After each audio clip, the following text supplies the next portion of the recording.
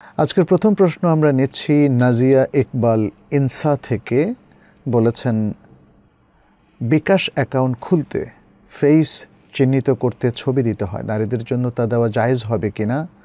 জাযাকাল্লাহু খায়রান ওয়া ইয়াকি ইয়া উখতি। নারীদের অথবা পুরুষদের কোনো কারণ ছাড়া ছবি তোলা ব্যাপারে ওলামায়ে কেরামের বক্তব্য রয়েছে, আপনারা জানেন। বিশেষ করে নারীদের ছবি প্রয়োজন ছাড়া এবং জরুরত ছাড়া এটা নিষিদ্ধ। এখন বিকাশ অ্যাকাউন্ট কিংবা যে কোনো একটা ব্যাংকে তিনি যদি অ্যাকাউন্ট খুলতে চান, তার ছবি লাগে।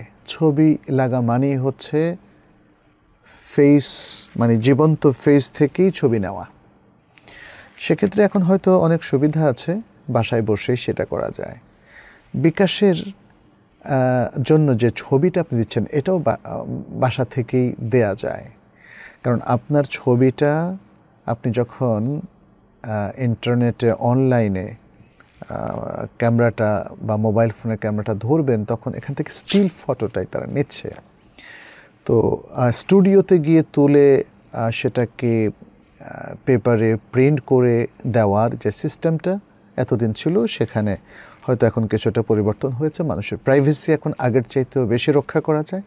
ফলে আমরা অ্যাকাউন্টটাকে যদি জরুরি অথবা নিদেন পক্ষে প্রয়োজনীয় বলে ধরে নেই, তাহলে মেয়েদের জন্য এই সমস্ত প্রয়োজনের জায়গাগুলোতে ছবি তোলা বা ছবি অনলাইন থেকে ছবি দেওয়া এটা জায়েজ। যেমন উমরা করার জন্য ছবি দেওয়া, কারণ এখানেও এখন দেখা যাচ্ছে অনলাইন ভিসা অ্যাপ্লাই করা যায় এবং সেখানে ছবিটা অনলাইনে দিতে হয়। হজের জন্য তো অনেক সময় হজটা না হয় জীবনে একবার ফরজ, সেকেন্ড হজের জন্য কিন্তু ছবি দিতে হবে।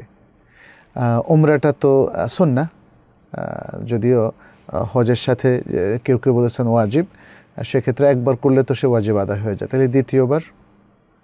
তাহলে আমরা যেটা বলবো, তাহলে দেখা যাচ্ছে যে সুন্নাহ কাজ পালন করার জন্য ভিসা নেওয়াটা জরুরি এবং ভিসার জন্য ফটো তোলাটা জরুরি।